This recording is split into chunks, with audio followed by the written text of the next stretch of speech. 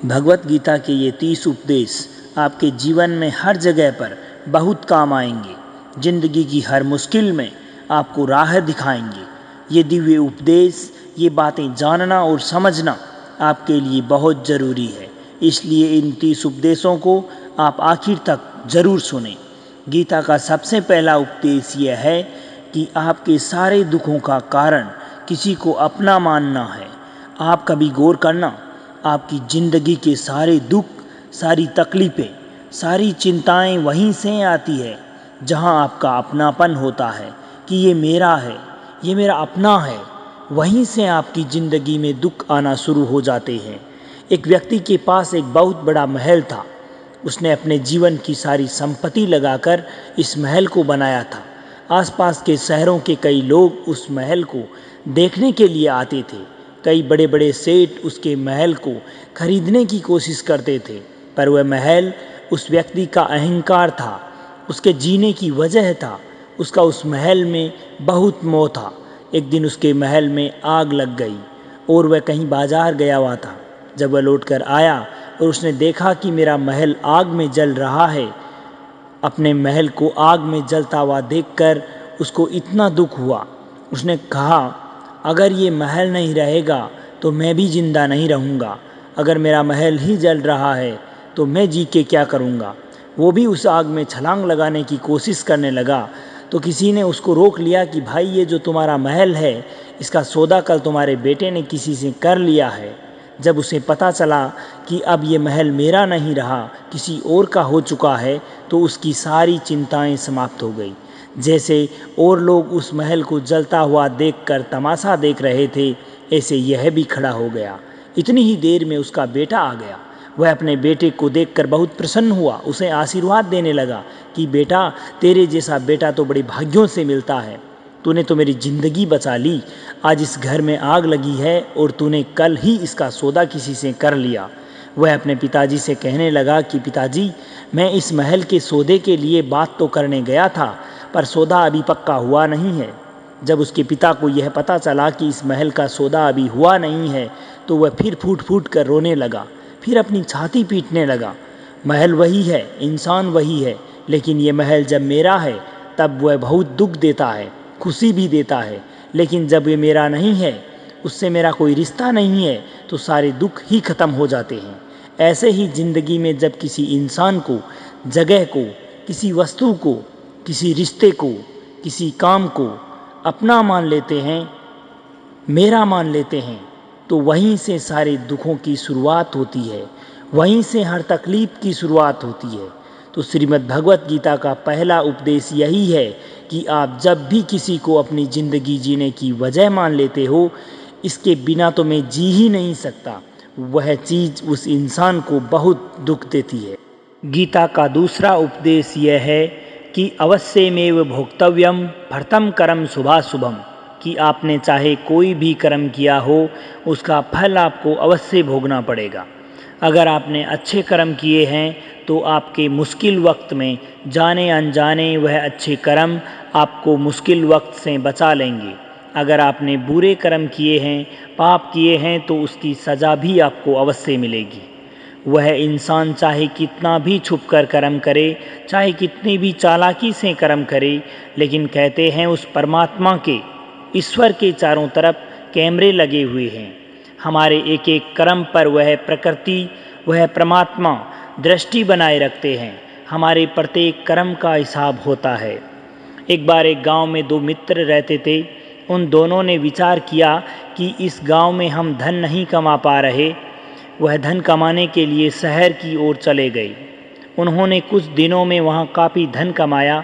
फिर सोचा कि अब हम अपने घर वापस चलते हैं, पर्याप्त मात्रा में हमने धन कमा लिया है। उस समय यातायात के इतनी सुविधाएं नहीं हुआ करती थी। वह दोनों अपने पैरों पर ही यात्रा कर रहे थे। चलते चलते मार्ग में रात हो गई तो उन्होंने विचार किया कि हम रात यहीं बिताते हैं। एक मित्र ने कहा, मैं यहाँ पर रहकर धन की रक्षा करता हूँ, तुम बाजार जाकर भोजन की व्यवस्था कर लो। जब वह मित्र बाजार गया तो उसके मन में पाप आ गया। उसने सोचा कि मैं अपने मित्र को यहीं जंगल में मार दूं तो यह संपूर्ण धन मेरा हो जाएगा। नहीं तो मुझे आधा धन इसे देना पड़ेगा। मन में इस प्रकार का खोट आने पर उस मित्र ने दूसरे मित्र के भोजन में जहर मिला दिया। जब वह खाना लेकर अपने मित्र के पास आया तो वह जहर वाला खाना खाने से उसके मित्र की वहीं पर मौत हो गई। वह व्यक्ति संपूर्ण धन को लेकर अपने घर वापस आ गया। कुछ समय बाद उसके घर में एक पुत्र ने जन्म लिया। जब उसका बेटा बड़ा हुआ तो बहुत बीमार रहता था। उसका वह सारा धन अपने बेटे के इलाज में ही समाप्त होने लगा। बेटा बड़ा होता गया और उसका धन समाप्त होता गया। जब उसका बेटा बड़ा हो गया तो उसने अपने बेटे से पूछा कि बेटा, तू इतना बीमार क्यों रहता है? तू ठीक क्यों नहीं होता? मैंने अपने जीवन की संपूर्ण पूंजी तेरे इलाज में लगा दी, लेकिन फिर भी तेरी तबीयत ठीक नहीं हो रही।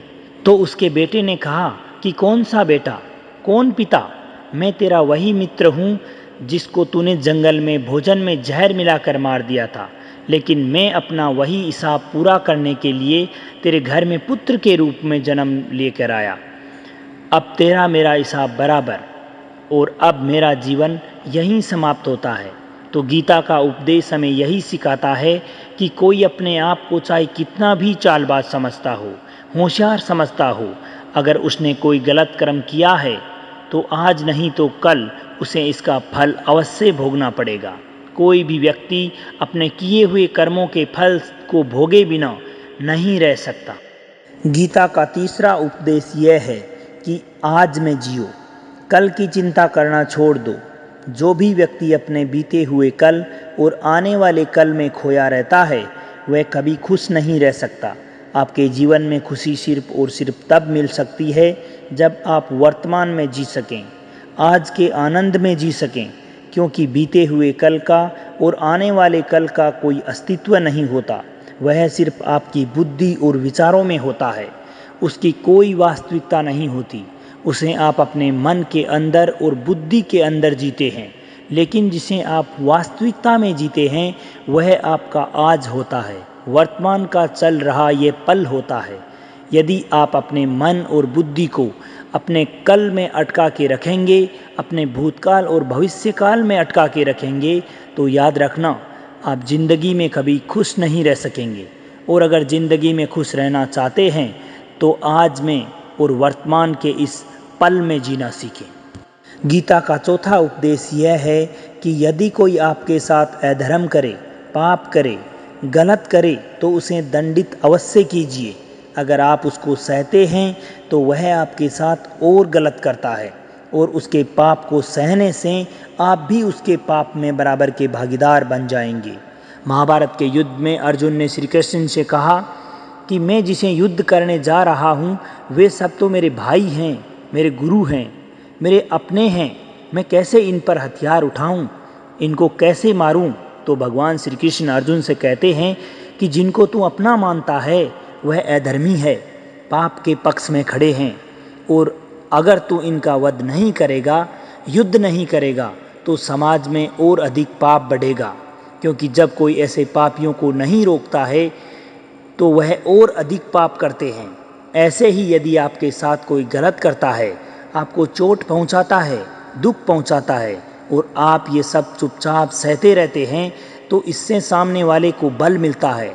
वह आपको कमज़ोर समझने लगता है और आपके साथ गलत कार्य करने को अपना हक समझने लगता है। लेकिन जब आप उसके गलत व्यवहार को, अधर्म को रोक लेते हैं, उसका विरोध करते हैं, तो वह अपनी सीमा में रहना सीख जाता है। यह कलयुग है, इसमें अगर आपको खुश रहना है तो अपनी रक्षा स्वयं करनी होगी। अगर कोई आपके साथ गलत करे तो उसको आपको कभी भी सहना नहीं चाहिए, बल्कि उसका डटकर सामना करना चाहिए। गीता का पांचवा उपदेश यह है कि किसी से भी आप हद से ज़्यादा मोह मत कीजिए। जिससे भी आप मोह करोगे, देखना वो आपको ज़रूर रुलाएगा। मोह की वजह से ही आप किसी के पीछे मरते रहते हैं।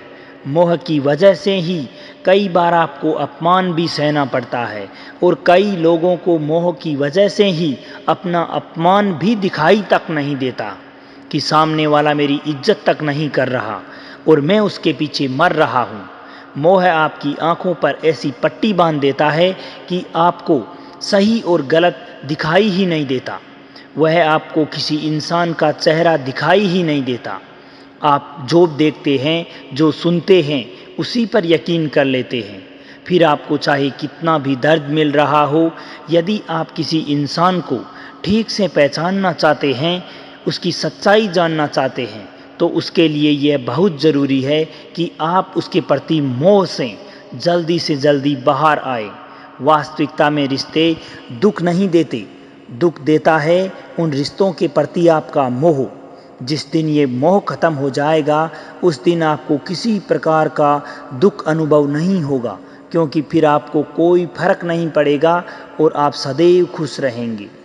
गीता का छठा उपदेश यह है कि आप वह मत करो जो सब कहते हैं, बल्कि आप वह करो जो आपके लिए सही है। स्वधर्मम निधनम श्रेय परधर्मो भयावह। श्री कृष्ण भगवान अर्जुन से कहते हैं कि जो तेरा कर्तव्य है, जो तेरे लिए उचित है, जो तुझे करना चाहिए वो कर। तू कभी भी वो काम मत कर जो दुनिया कर रही है। तब अर्जुन श्री कृष्ण भगवान से कहते हैं कि ऐसे भयंकर युद्ध में पड़ने से अच्छा है मैं सन्यासी बन जाऊं। इस पर श्री कृष्ण भगवान कहते हैं कि सन्यासी बनना तेरा कर्म नहीं है, ना ही तेरा धर्म है, क्योंकि तू क्षत्रिय है। तेरा कर्म है धर्म की रक्षा करना, अधर्म का नाश करना। ऐसे कि प्रत्येक व्यक्ति का एक अलग कर्तव्य होता है, एक अलग ही मार्ग होता है। इसलिए कभी भी उस मार्ग पर मत जाना जहाँ पूरी भीड़ जा रही हो, बल्कि उस मार्ग पर जाना जो आपकी कर्तव्य के लिए उचित है। कभी भी वह काम मत करो जो दुनिया करती है, कि आजकल यह ट्रेंड हो गया है, फैशन हो गया है, सब करते हैं इसलिए हम भी कर रहे हैं। सारी भीड़ यही काम कर रही है, इसलिए हम भी यही कर रहे हैं। अगर आप वह करोगे जो भीड़ कर रही है, तो आप भी उस भीड़ में कहीं खो जाओगे। लेकिन अगर आप वह करोगे जो आपके लिए सही है, जो आपकी प्रतिभा है, तो दुनिया की सारी भीड़ में भी तुम अलग से पहचाने जाओगे। तुम्हारी पहचान पूरी भीड़ से अलग होगी। गीता का सातवां उपदेश यह है कि धोखा सदैव अपने ही देते हैं, क्योंकि उनको आपकी कमजोरी का पता होता है। बाहर वाला आपको धोखा नहीं दे सकता, क्योंकि वह आपके बारे में सब कुछ नहीं जानता। उसको पता ही नहीं है कि आपको चोट कहाँ पहुँचती है।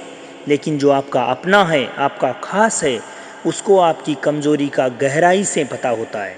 वो जानता है कि क्या ऐसा करें जिससे आपको अधिक से अधिक दर्द पहुंचा सकें, जिससे हम आपको नीचा दिखा सकें। इसको चोट कहाँ पहुंच सकती है। ये कलयुग है, इसमें बाहर वालों से नहीं, जो हमारे अपने हैं, हमारे खास हैं, जो सदैव हमारे नज़दीक रहते हैं, उनसे ही सावधान रहने की ज़रूरत है। महाभारत का युद्ध दो अलग अलग राजाओं में नहीं हुआ, बल्कि एक ही परिवार के दो भाइयों के बीच हुआ था। सब एक ही वंश के लोग थे।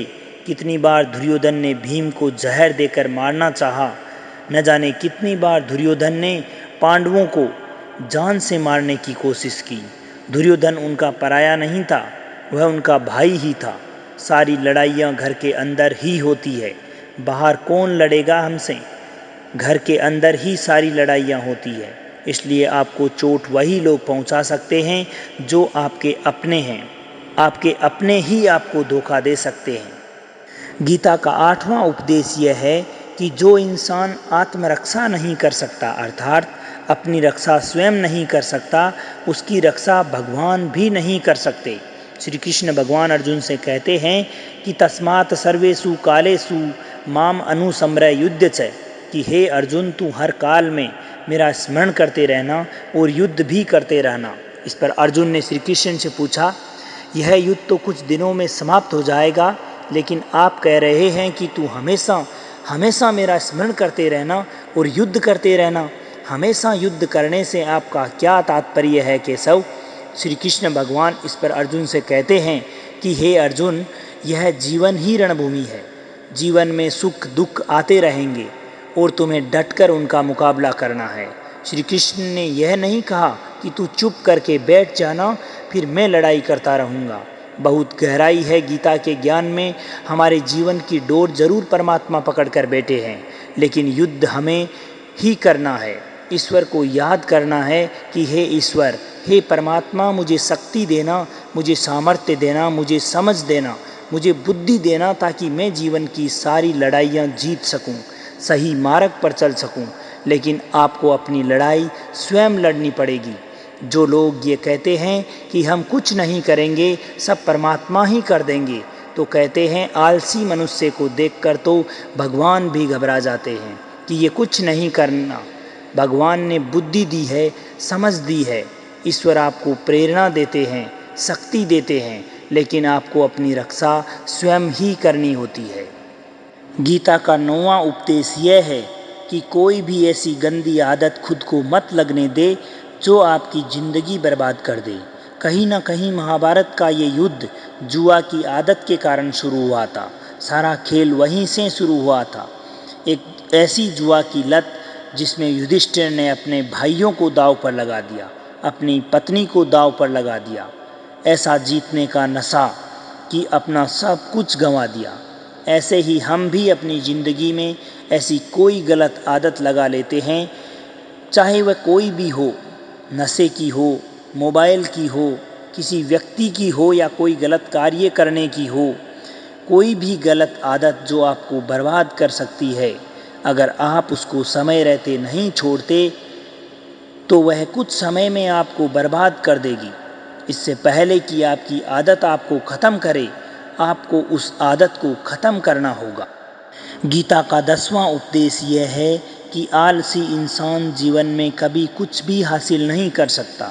अधिकतर लोग सिर्फ योजनाएं बनाते रहते हैं कि मुझे बड़ा घर चाहिए, बड़ी गाड़ी चाहिए, मैं दुनिया घूमना चाहता हूँ। ये सब तो हर कोई सोच लेता है, लेकिन उनको पाने के लिए मेहनत कोई नहीं करना चाहता, क्योंकि चाहना बहुत आसान है, लेकिन उसे पाने के लिए कर्म करना बहुत मुश्किल है। एक अच्छा हष्ट-पुष्ट शरीर हर कोई चाहता है, लेकिन उसके लिए नियमित व्यायाम करना, कसरत करना, दौड़ भाग करना कोई नहीं चाहता। सब आपको ही करना है। जो इंसान आलसी बनकर बैठ जाता है, ना उसे अच्छा शरीर मिलता, ना उसको एक अच्छा जीवन मिलता। जीवन में कुछ पाना चाहते हो तो आलस्य को अपने जीवन से अवश्य दूर कर देना चाहिए, क्योंकि आलस्य के चलते आपको जीवन में कुछ नहीं मिलने वाला। जो है वो भी आप खो दोगे। गीता का 11वां उपदेश यह है कि आप अगर जीवन में खुशी चाहते हो तो मन की गुलामी करना त्याग दो। कई लोग कहते हैं कि हम करना तो बहुत कुछ चाहते हैं, लेकिन कर नहीं पाते। हमें पता भी होता है कि क्या करने से अपना जीवन बेहतर हो सकता है, ऐसी क्या चीज़ है जो हमें नुकसान पहुंचा रही है, लेकिन फिर भी कुछ कर नहीं पाते। समझते सब कुछ हैं, लेकिन समझते हुए भी चाहकर भी कुछ नहीं कर पाते। ऐसा इसलिए होता है क्योंकि आप अपने मन के गुलाम बन चुके हो। अरे लोग तो अपनी जीभ का स्वाद तक नहीं छोड़ पाते। बात करते हैं कि हम पतले नहीं होते, फिट नहीं हो पा रहे, सक्सेस नहीं मिल रही, क्योंकि जो आपको करना चाहिए आप लोग करते ही नहीं। आपका मन आपको वह करने नहीं देता। इसलिए अगर ज़िंदगी में आगे बढ़ना है तो मन से चलना छोड़ दो। जो आपके लिए सही है वह तो आपको अवश्य ही करना होगा, तभी आप जीवन में आगे बढ़ सकते हैं। गीता का 12वां उपदेश यह है कि जो आपका है वह आपको मिलकर ही रहेगा, और जो आपका नहीं है उसके लिए रोना छोड़ दो। आप जिसके लिए जितना रोओगे आपसे वह चीज़ उतनी ही दूर जाती जाएगी, और जो चीज़ आपकी है वह कहीं ना कहीं से आपके पास ज़रूर आ जाएगी। इसलिए आपको जो ज़िंदगी में हासिल नहीं हो रहा अथवा हासिल नहीं हुआ उसके लिए पछतावा करना और रोना आप बिल्कुल बंद कर दो। गीता का 13वां उपदेश यह है कि आप इस संसार से जितना प्रेम लगाओगे उतना ही दुख और पीड़ा पाओगे। गीता का 14वां उपदेश यह है कि जिस इंसान को बात बात पर क्रोध आता है, सुख और शांति उसके जीवन में कभी नहीं आ सकते, क्योंकि जो इंसान क्रोधित होता है उसके सारे मित्र उसको छोड़कर चले जाते हैं। वो मन ही मन में कूदता रहता है, मन ही मन दुखी रहता है, तकलीफ में जीता है। ज़्यादा गुस्सा करके क्रोधित होके देखना, जो भी आपके पास है आप उसे भी गंवा दोगे, और ऐसे इंसान को शांति कभी मिलने वाली है ही नहीं। इसलिए अपने जीवन में शांति चाहते हो तो बात बात पर गुस्सा करना छोड़ दो। गीता का 15वां उपदेश यह है कि चाहे आप किसी की मदद करो या मत करो, लेकिन जानबूझकर किसी का मन दुखी नहीं करना चाहिए, क्योंकि किसी का दिल अगर आपकी वजह से दुखा है ना, तो याद रखना आपको वह दर्द अवश्य मिलेगा। क्योंकि जब आप किसी का दिल दुखाते हैं तो आपको पता नहीं चलता। यदि कोई आपका दिल दुखाता है तब आपको पता चलता है कि दिल पर चोट लगने पर कितना दर्द होता है और कैसा महसूस होता है। इसलिए तुम किसी की मदद करो चाहे मत करो, लेकिन किसी का दिल कभी नहीं दुखाना चाहिए। गीता का 16वां उपदेश यह है कि जो मुश्किल वक्त में, जो दुख के समय में आपका साथ दे, सिर्फ वही आपका अपना है, बाकी सब पराए हैं। अपनेपन का नाटक करने वाले बहुत लोग होते हैं, बड़ी बड़ी बातें करते हैं, कहने वाले बहुत लोग होते हैं कि हम आपसे बहुत प्रेम करते हैं। कोई भी दुख हो, तकलीफ हो, आप हमें याद करना। लोग दुख उठाने की बात करते हैं, लोग आने जाने की बात करते हैं, हाथ मिलाना तो ठीक से आता नहीं, और लोग दिल मिलाने की बात करते हैं। जब सच में आपकी ज़िंदगी में तकलीफ आएगी ना, तब आपको समझ में आ जाएगा कि आपका साथ देने के लिए कौन आपके साथ खड़ा है। उस समय सभी लोग भाग जाते हैं, क्योंकि उनको पता होता है कि ये व्यक्ति मेरे पास आया है तो कोई मदद ही मांगने आया होगा, यह मुझे कुछ दे नहीं पाएगा। लोग आपसे तभी रिश्ता रखते हैं जब आप उनको कुछ दे सकते हैं, जब आपसे लोगों को कुछ फ़ायदा हो सकता है। लेकिन लोगों को जब ये पता चल जाता है, समझ में आ जाता है कि उनको आपसे कोई फ़ायदा होने वाला नहीं है, बल्कि उनको आपकी मदद करनी पड़ेगी, तो लोग तुम्हें दूर से ही देखकर भाग जाते हैं। इसलिए जो मुश्किल वक्त में आपके साथ खड़ा होता है, सिर्फ वही आपका अपना होता है, बाकी इस दुनिया में सब पराए हैं। क्योंकि सिर्फ अपना अपना कह देने से कोई आपका अपना नहीं हो जाता। गीता का 17वां उपदेश यह है कि जो भी होता है वह अच्छे के लिए होता है, जो हो रहा है वह भी अच्छे के लिए हो रहा है, और जो होने वाला है भविष्य में वह भी अच्छे के लिए ही होगा। हालांकि ये बहुत गहरी बात है।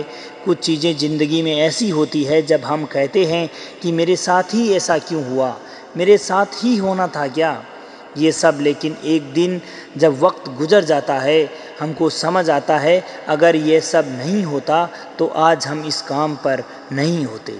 अगर मेरे साथ ये सब नहीं हुआ होता तो शायद मेरी ज़िंदगी और भी बर्बाद हो सकती थी। इसलिए हमको ये समझ में आ जाए कि ज़िंदगी में जो कुछ भी हो रहा है वह अच्छे के लिए ही हो रहा है, तो हम जीवन में सदैव खुश रहेंगे। गीता का 18वां उपदेश यह है कि प्रत्येक कार्य को समझदारी से करना ही योग होता है। योग है कर्म सुकौशलम। कई लोग कर्म तो करते हैं लेकिन उनको हासिल कुछ नहीं होता। बहुत लोग कहते हैं कि हम बहुत मेहनत कर रहे हैं, लेकिन फिर भी सफलता हासिल नहीं हो रही। बहुत कुछ करने से, बहुत मेहनत करने से आपको सफलता नहीं मिलेगी, लेकिन सही तरीके से, समझदारी के साथ, एक सही दिशा में अगर आप मेहनत करते हैं तो आपको सफलता अवश्य मिलेगी।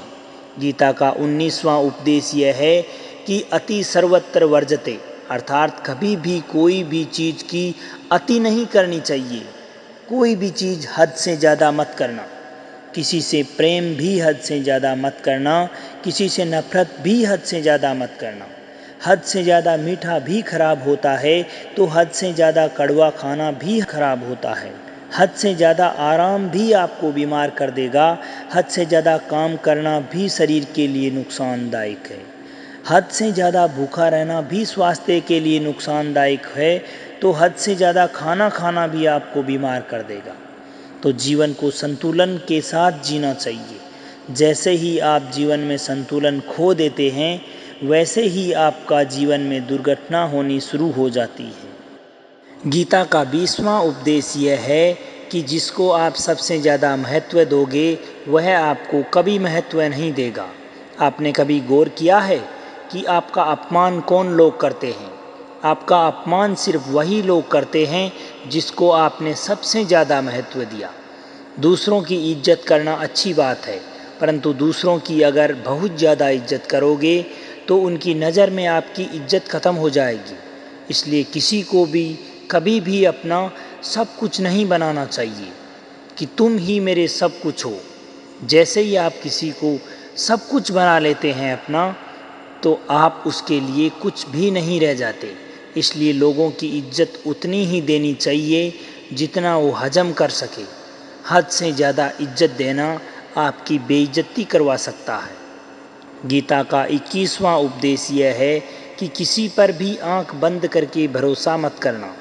जैसे महाभारत की कथा में दुर्योधन ने कितनी ही बार षड्यंत्र करके पांडवों को मारने की कोशिश की, आग में जलाने की कोशिश की, और वह धर्म पर चलने वाले लोग बार बार उसकी बातों में आ जाते।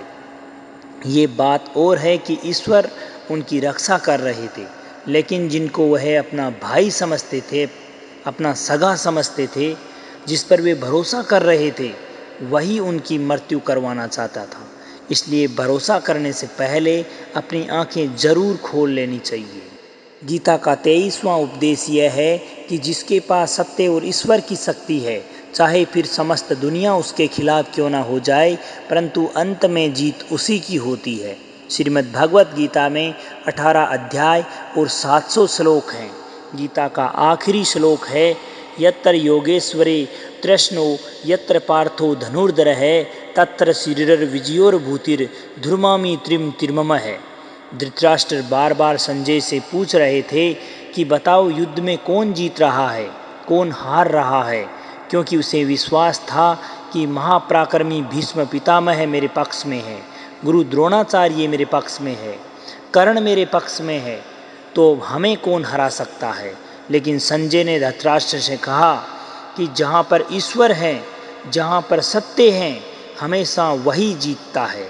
चाहे आपके पास कितनी भी शक्ति क्यों न हो, परंतु सत्य और ईश्वर जिसके पास खड़े हों, उसको दुनिया में कोई परास्त नहीं कर सकता। गीता का 24वां उपदेश यह है कि जीवन में हमेशा लड़ाई झगड़े से बचना चाहिए, लेकिन जब बात आपके चरित्र, सम्मान और अधिकार की हो तो लड़ना भी चाहिए। अर्जुन भी महाभारत का युद्ध लड़ने से मना कर रहा था, क्योंकि सामने उसके अपने खड़े थे, लेकिन भगवान ने उपदेश दिया कि यहाँ बात लड़ाई की नहीं, तेरे चरित्र की है, तेरे सम्मान की है, तेरे अधिकार की है। जो द्रौपदी के साथ कौरवों ने भरी सभा में अपमान किया, उसे नग्न करने की कोशिश की, इतना बड़ा अधर्म किया, वह तुम्हें कभी नहीं भूलना चाहिए। इसलिए बात जब आपके चरित्र पर आ जाए, आपके सम्मान पर आ जाए, तो चाहे वह अपना ही क्यों ना हो, आपको उसके साथ ज़रूर लड़ना चाहिए।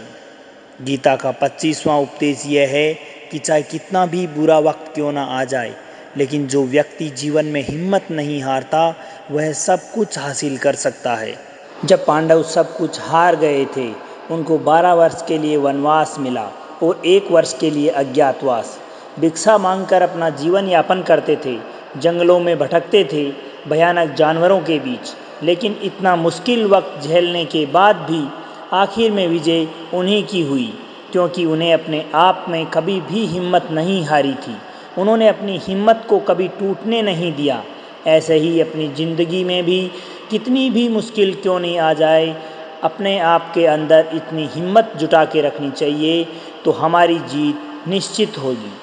गीता का 26वां उपदेश यह है कि जो आपका नहीं है, किसी और का है, उस पर कभी भी अपना अधिकार मत जमाओ, कभी कब्जा करने की कोशिश मत करो।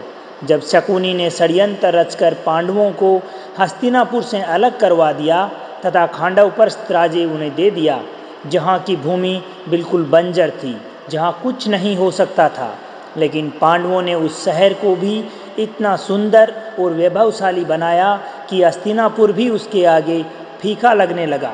और उनके उस वैभव को देखकर, सुख को देखकर दुर्योधन अंदर ही अंदर जलता था। उसने कई बेईमानियां करके, कई षड्यंत्र करके उनका वह खांडवप्रस्थ भी उनसे छीन लिया। जो चीज़ उसकी नहीं थी, उस पर कब्जा किया। तो आखिर उसका परिणाम ये हुआ कि जो चीज़ उसके पास में थी, वह भी उसकी नहीं रही, अर्थात हस्तिनापुर से भी वह हाथ धो बैठा। इसलिए कभी भी जो चीज़ अपनी नहीं है उस पर अधिकार नहीं जमाना चाहिए। गीता का 27वां उपदेश यह है कि वही इंसान जिंदगी में सफल माना जाएगा जो अंदर से हमेशा खुश रहता है। बाहर से तो सब खुश दिखाई देते हैं, लेकिन अंदर से इंसान अशांति से भरा रहता है। बहुत पैसा कमा लिया, कामयाबी हासिल कर ली, लेकिन वह कामयाबी असली नहीं है। असली कामयाबी तब मानी जाएगी जब आपका मन खुश रहता है।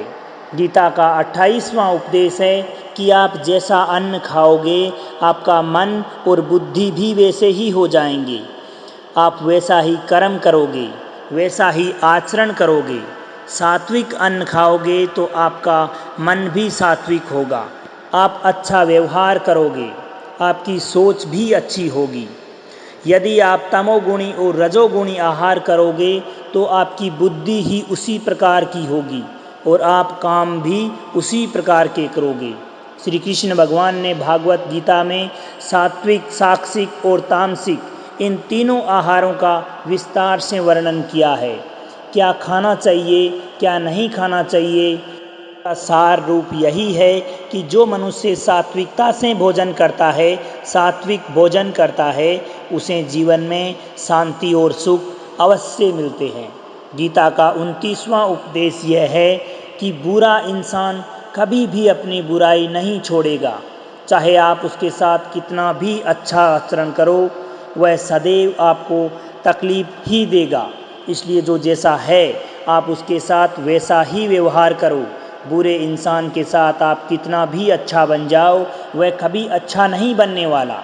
दुर्योधन जंगल में पांडवों को मारने के लिए गया, लेकिन वहाँ पर भीलों ने दुर्योधन को पकड़ लिया।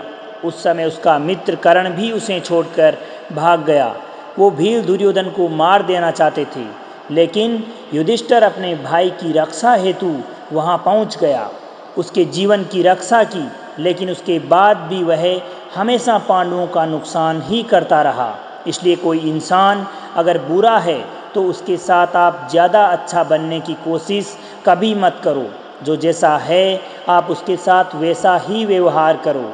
गीता का 30वां उपदेश यह है कि जो इंसान अपने कार्यों को समय पर पूरा नहीं करता, समय की कद्र नहीं करता, उसकी ज़िंदगी का समय व्यर्थ हो जाएगा, क्योंकि समय ही आपका जीवन है। यदि आप समय को व्यर्थ में ही पूरा करते रहोगे, व्यर्थ के कामों में गंवा दोगे, तो तुम्हें जीवन में कुछ भी प्राप्त नहीं होगा और तुम्हारा समय भी नष्ट हो जाएगा। तो याद रखना कि बीता हुआ समय कभी लौट कर नहीं आता। इसलिए यदि ज़िंदगी में कुछ पाना चाहते हो तो समय की कद्र करना सीखो। अगर आप आज समय की कद्र नहीं करोगे तो कल समय आपकी कद्र नहीं करेगा। जो भी व्यक्ति गीता के इन 30 उपदेशों को नित्य सुनेगा, समझेगा, उसके जीवन में कभी परेशानी नहीं आएगी, कभी दुखी नहीं होगा। उसको जीवन के मुश्किल से मुश्किल समय में भी रास्ता अवश्य मिल जाएगा। तो प्रेम से बोलो श्री राधे राधे।